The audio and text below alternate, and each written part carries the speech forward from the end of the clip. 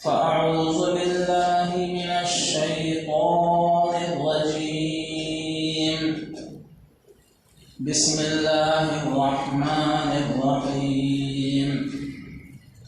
ولا يقتلون النفس التي حرم الله إلا بالحق. محترم حضرات، قرآن شریف کی ایک آیت پڑھی گئی ہے اور اس آیت پاک میں اللہ تبارک و تعالی نے قتل و غارت گری کے تعلق سے بیان فرمایا ہے، اور رحمان کے جو خاص بندے ہیں ان کی 7ویں صفت بیان فرمائی۔ رحمان کے خاص بندوں کی 6 صفتوں کا تذکرہ آپ کے سامنے آیا۔ یہ 7ویں صفت ہے، اور 7ویں صفت یہ ہے کہ وہ رحمان کے خاص بندے وہ ہیں جو ناحق کسی کو قتل نہیں کرتے۔ اس کے علاوہ قرآن شریف میں بہت سی آیتیں مذکور ہیں۔ ہمیں ایک چیز کے اوپر غور کرنا ہے۔ اللہ نے فرمایا کہ رحمان کے خاص بندے وہ ہیں جو ناحق کسی کو قتل نہیں کرتے۔ تو اس سے یہ ثابت ہوتا ہے کہ حق کے ساتھ بھی کوئی قتل ہوتا ہے۔ ناحق تو کسی کا قتل نہیں ہونا چاہیے، لیکن حق کے ساتھ بھی کیا قتل ہوتا ہے؟ تو اللہ کے نبی صلی اللہ علیہ وسلم نے ارشاد فرمایا کہ 3 موقع ایسے ہیں کہ ایک مسلمان دوسرے مسلمان کی جان لے سکتا ہے۔ سمجھنے کی بات ہے۔ اور وہ 3 موقع کیا ہیں؟ پہلا موقع ہے اگر کسی نے کسی کو قتل کیا تو مقتول کے جو ورثاء ہیں وہ قاتل کی جان لے سکتے ہیں، جائز ہے۔ اور دوسری چیز یہ ہے کہ اگر کوئی شادی شدہ انسان ہے اور وہ زنا کرتا ہے، اللہ کے نبی صلی اللہ علیہ وسلم نے ارشاد فرمایا کہ شادی شدہ زانی کو آدھا جسم دفن کر کے اس کو سنسار کر دیا جائے، یعنی پتھروں سے اس کا قتل کر دیا جائے۔ یہ سزا ہے۔ عربوں کے اندر، عرب ممالک کے اندر آج بھی یہ سزائیں، اسلامی سزائیں باقاعدہ متعین ہیں اور ہوتی رہتی ہے۔ یہ ہمارا ملک ہندوستان یہ اسلامی ملک نہیں ہے، یہاں پر حکومت کو بھی یہ اختیار نہیں ہے۔ بہرحال تیسرا موقع وہ ہے کہ اگر کوئی انسان مرتد ہو جائے، یعنی اللہ نے اس کو مسلمان پیدا کیا اور مسلمان ہونے کے بعد وہ اسلام سے پھر گیا، نماز کا انکار کرنے لگا، روزے کا انکار کرنے لگا، اسی طریقے سے اللہ تبارک و تعالیٰ کے جتنے فرمودات ہیں ان کا انکار کرنے لگا، تو وہ انسان واجب القتل ہے۔ یہ 3 موقع ایسے ہیں، ان 3 موقع کے علاوہ کوئی اور موقع نہیں ہے کہ کوئی مومن یا کوئی مسلمان دوسرے مسلمان بھائی کو قتل کرے۔ اور وہ 3 موقع بھی جو ہیں وہ ہمیں اختیار نہیں ہے کہ ہمیں معلوم ہوا کہ کوئی انسان زانی ہے اور ہم تلوار لے کر کے چلے گئے، اس کو قتل کر دیا، ہمیں بھی یہ اختیار نہیں۔ لیکن یہ 3 موقع اسلام نے روا رکھے ہیں، جائز رکھے ہیں، اور ان 3 موقعوں کے اوپر قاضی کو حکم ہوتا ہے، اگر اسلامی حکومت ہوتی ہے وہ ان کو جو ہے قتل کر کر سکتا ہے۔ اب اللہ تبارک و تعالیٰ نے جو ارشاد فرمایا وَلَا يَقْتُلُونَ النَّفْسَ الَّتِي حَرَّمَ اللَّهُ إِلَّا بِالْحَقِّ، کہ رحمان کے خاص بندے وہ ہیں جو ناحق قتل نہیں کرتے۔ تو یہ تین موقع تو وہ ہیں کہ ان کے اندر انسان کو جو ہے قتل کر سکتا ہے، اس کے علاوہ نہیں۔ آج قتل و غارت گری جو ہو رہی ہے اس کے اوپر مجھے روشنی ڈالنی ہے۔ مولی کی طرح، گاجروں کی طرح ایک مسلمان دوسرے مسلمان کو مار رہا ہے۔ چھوٹے چھوٹے بہانے، کہیں عورت کا بہانہ ہے، کہیں زمین کا بہانہ ہے، کہیں میاں بیوی کے اندر لڑائی جھگڑا ہو گیا، یا اسی طریقے سے ماں باپ نے بچوں کو کچھ کہہ دیا۔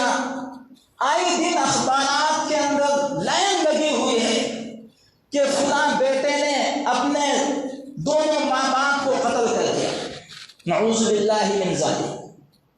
اور کہیں پر ایسے ایسے واقعات رونما ہو رہے ہیں کہ لڑکی نے اپنی پسند کا ساتھی تلاش کر لیا، لیکن ماں باپ نے غیرت کی وجہ سے اپنی بیٹی کو قتل کر دیا۔ اور وہ غیرت کیا؟ وہ غیرت یہ کہ یہ ہماری بچی، اس نے جو ہے کسی ساتھی کو تلاش کیا ہے، ہمارا ارادہ کہیں اور تھا شادی کرنے کا، اسی کو بہانہ بنا کر کے اس بچی کو قتل کر دیا۔ ان کو یہ معلوم نہیں ہے کہ قتل کرنے کی سزا کتنی ہے، اور اللہ تبارک و تعالیٰ کتنا غصے ہوتے ہیں مرڈر سے اور قتل سے۔ یہ میں آپ حضرات کے سامنے آج بتاؤں گا۔ اور پہلی بات سمجھنے کی یہ ہے کہ انسان کو اللہ تبارک و تعالیٰ نے کتنی عزت دی ہے۔ پہلے تو ہمیں اپنا مقام سمجھنا ہے۔ ہم مسلمان ہیں، ہم انسان ہیں، ہمارا مقام کیا ہے؟ اللہ نے قرآن شریف کے اندر بیان فرمایا وَلَقَدْ كَرَّمْنَا بَنِي آدم، کہ بنی آدم کو یعنی آدم کے اولاد کو ہم نے عزت سے اور فضیلت سے اور مقام و مرتبے سے نوازا ہے۔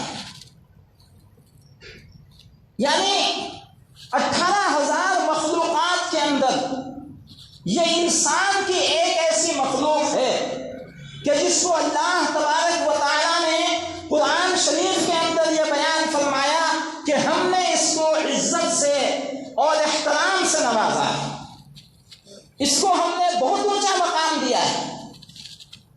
اور میں آپ کو بتاؤں کہ اللہ تبارک و تعالیٰ اتنی چیزیں پیدا فرماتے ہیں، اتنے جانور، قسم قسم کے حیوانات، جمادات، ساری چیزیں اللہ تبارک و تعالیٰ پیدا فرما رہے ہیں،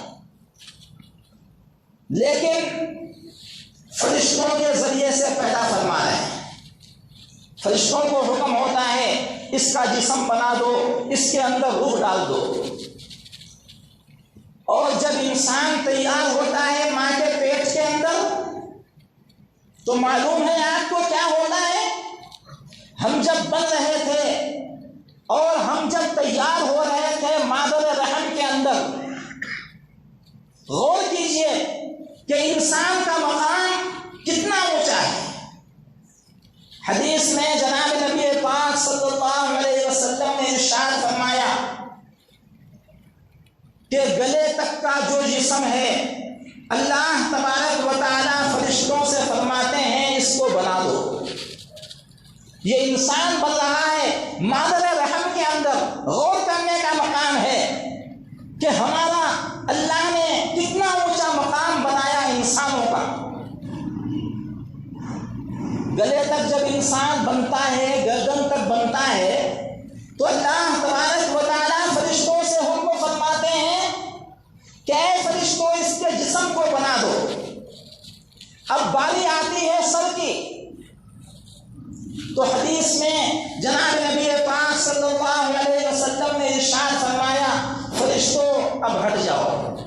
سب میں بناؤں گا. یہ سب جس کے اندر آنکھیں ہیں، جس کے اندر کان ہے، جس کے اندر ناک ہے، جس کے اندر زبان ہے، جس سے ہم اللہ کا نام لیتے ہیں اور ذکر کرتے ہیں، اور جس کے اندر عقل ہے، جس کے اندر دماغ ہے، اگر سر کے اندر جو دماغ ہے اس کے اوپر کوئی چوٹ لگ جائے تو کیا حشر ہوتا ہے. ہمارے ایک دوست کو تقریباً 6 مہینے ہو گئے، ایکسیڈنٹ ہو گیا، کہیں پر کوئی زخم نہیں، سر کے اندر معمولی سی کوئی چوٹ آئی لیکن اسی وقت سے بے ہوش.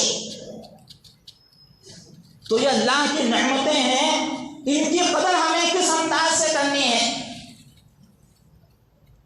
اور اب تک وہ بے ہوش ہیں، ہسپتال میں علاج ہوا، آپریشن ہوا، لیکن اللہ کا کرنا، اللہ سے دعائیں بھی ہو رہی ہیں، لیکن حکمت اور مشیت کے علاوہ اللہ کی کیا مشیت ہے، اللہ کی کیا حکمت ہے، کیا قدرت ہے، اللہ ہی جانتا ہے.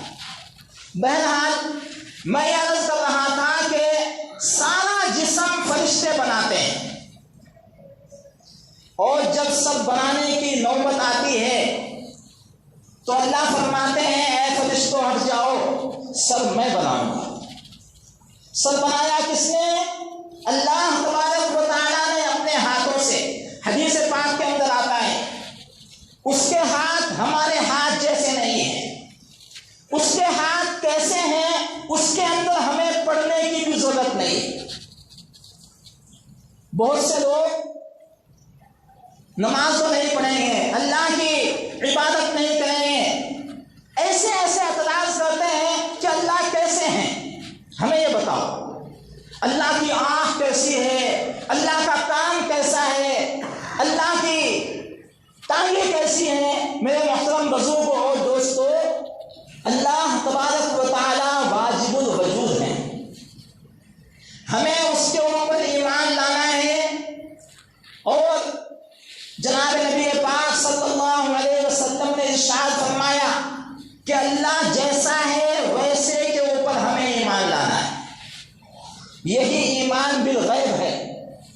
آمنت باللہ، ایمان لایا میں اللہ کے اوپر.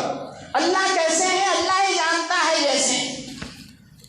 قرآن شریف میں اس کی کرسی کا تذکرہ ہے آیت الکرسی کے اندر، اور آیت الکرسی کا نام بھی اسی طریقے سے آیت الکرسی پڑھ گیا ہے کہ اس کے اندر اللہ تبارک و تعالیٰ نے اپنی کرسی کا تذکرہ کیا.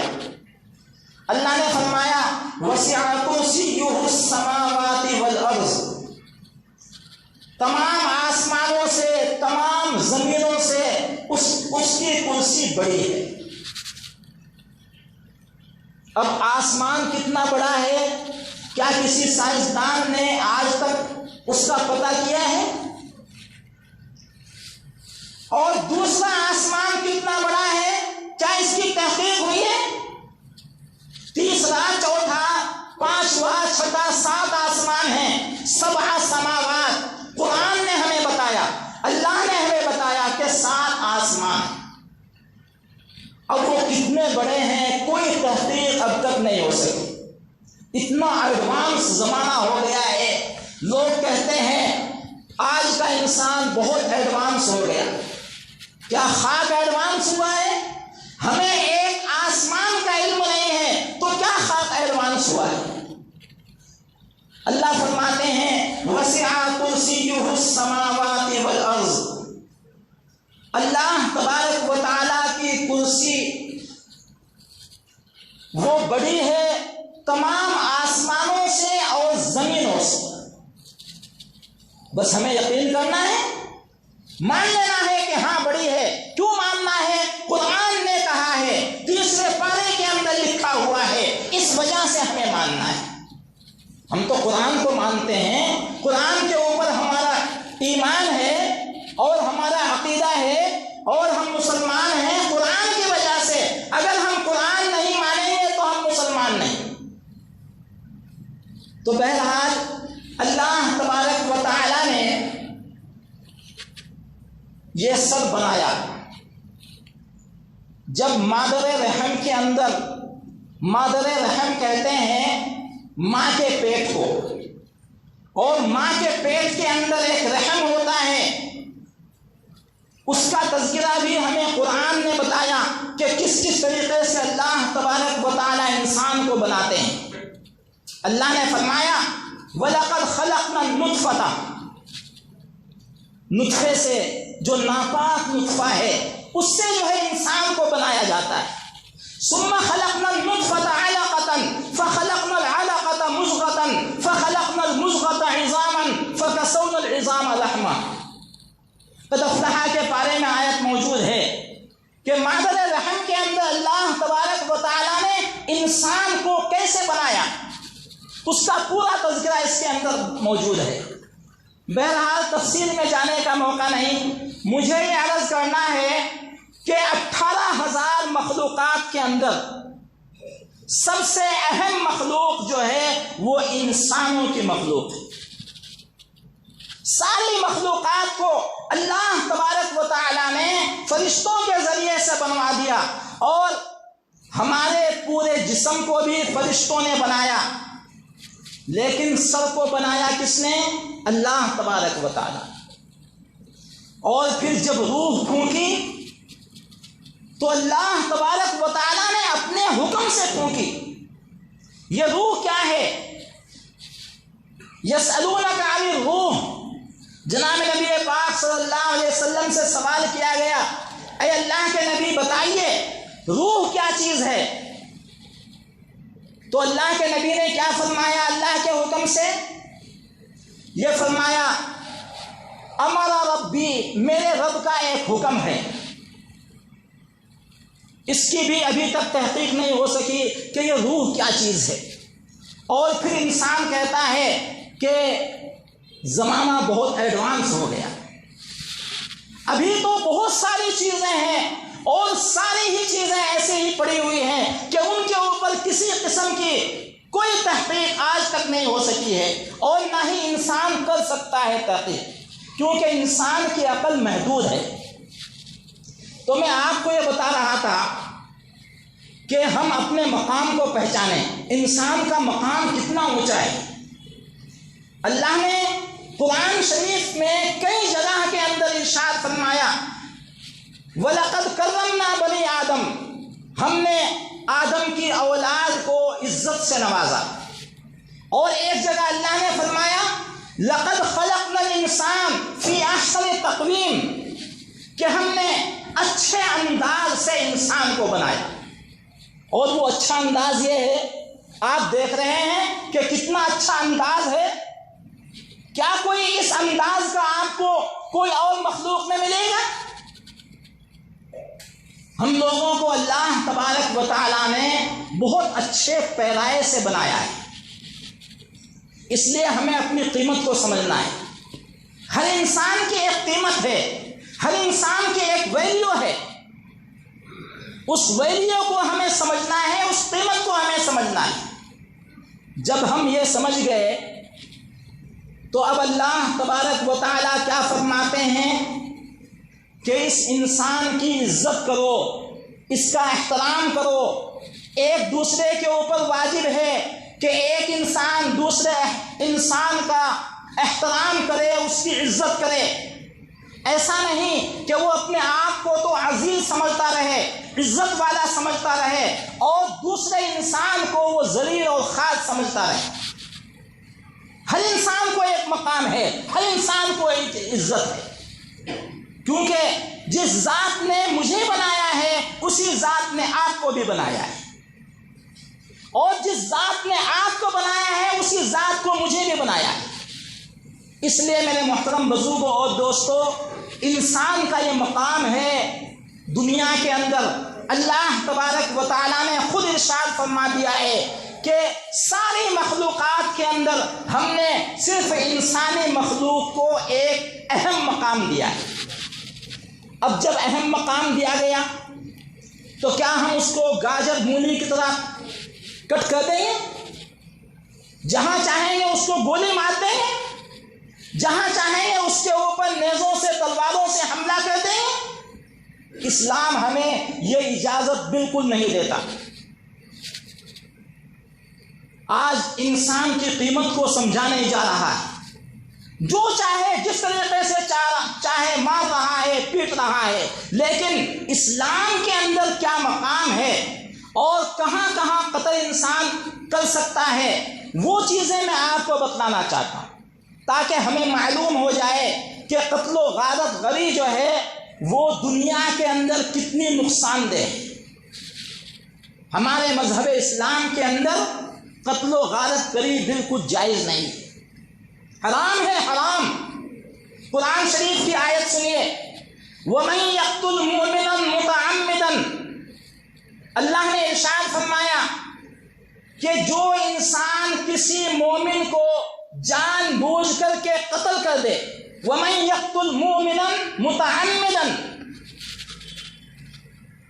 اب اس سے یہ بات بھی ثابت ہو گئی کہ انجانے میں بھی قتل ہو جاتا ہے۔ مثال کے طریقے سے ایک انسان صبح نکلا اور اس کو اپنی دکان کے اندر جانا تھا اور وہ ذرا تیز جا رہا تھا کہ ایک انسان سے دوسرے انسان سے ٹکر ہو گئی، کوئی ارادہ نہیں تھا اور جس سے ٹکر ہو گئی وہ مر گیا۔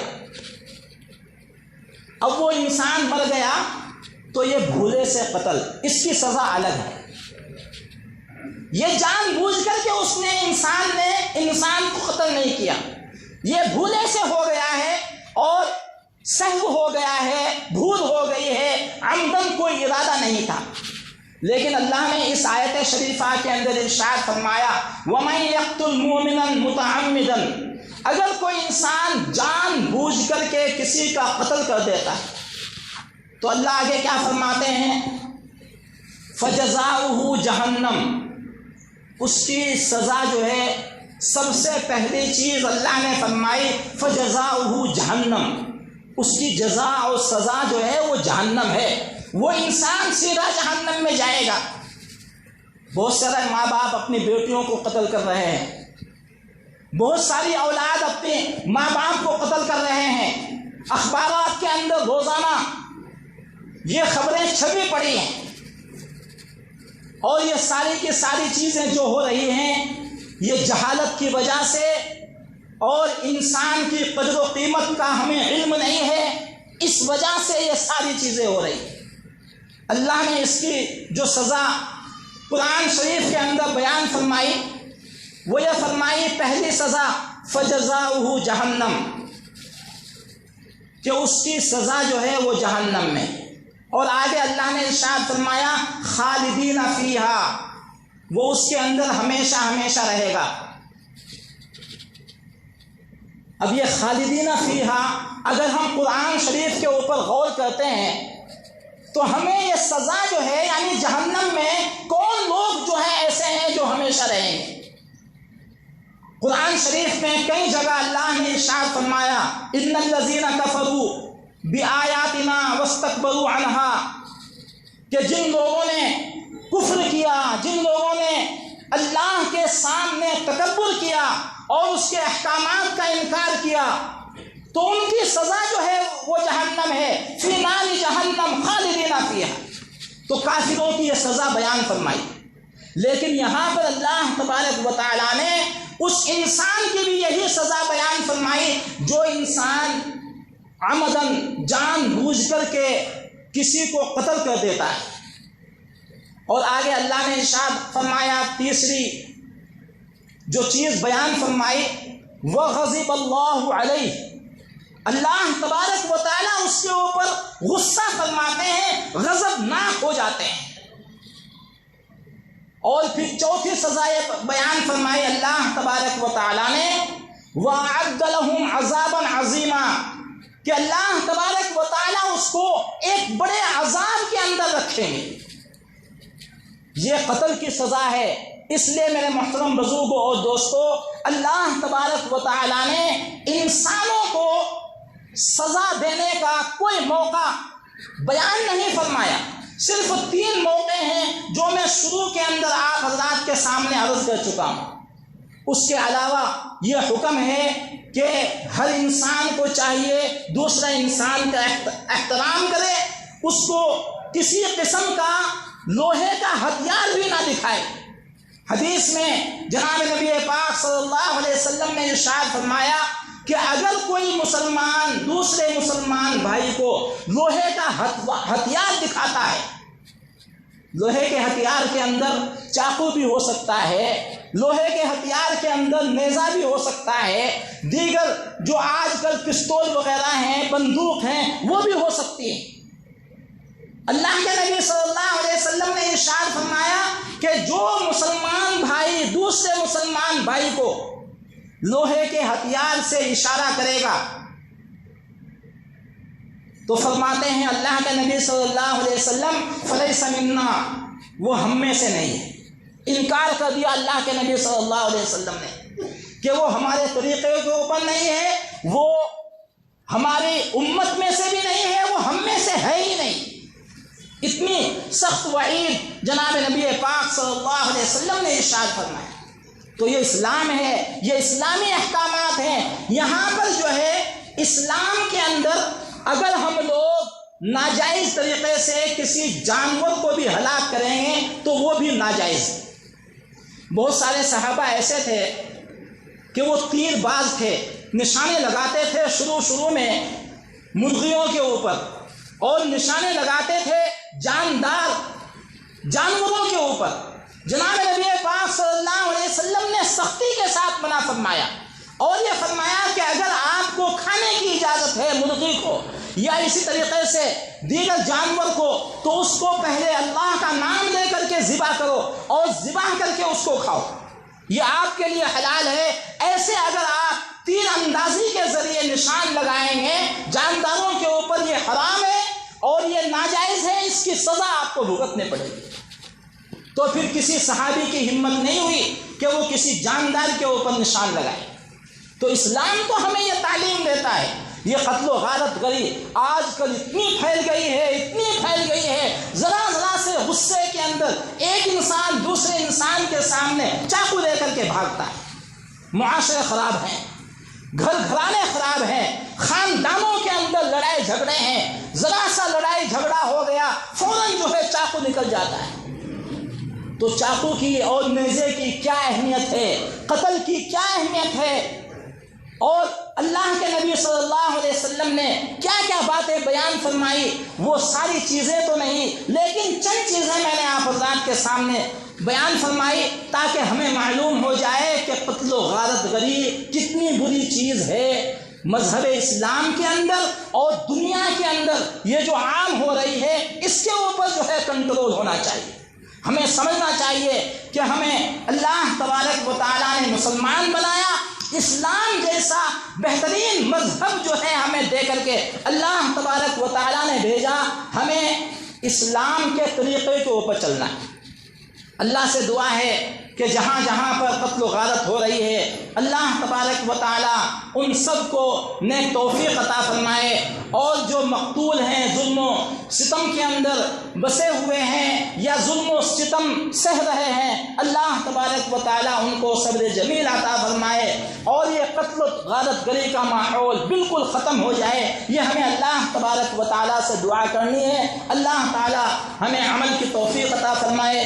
آمین وآخر دعوانا ان الحمدللہ رب العالمین۔ جن حضرات نے سنت نہیں پڑھی وہ سنت پڑھیں۔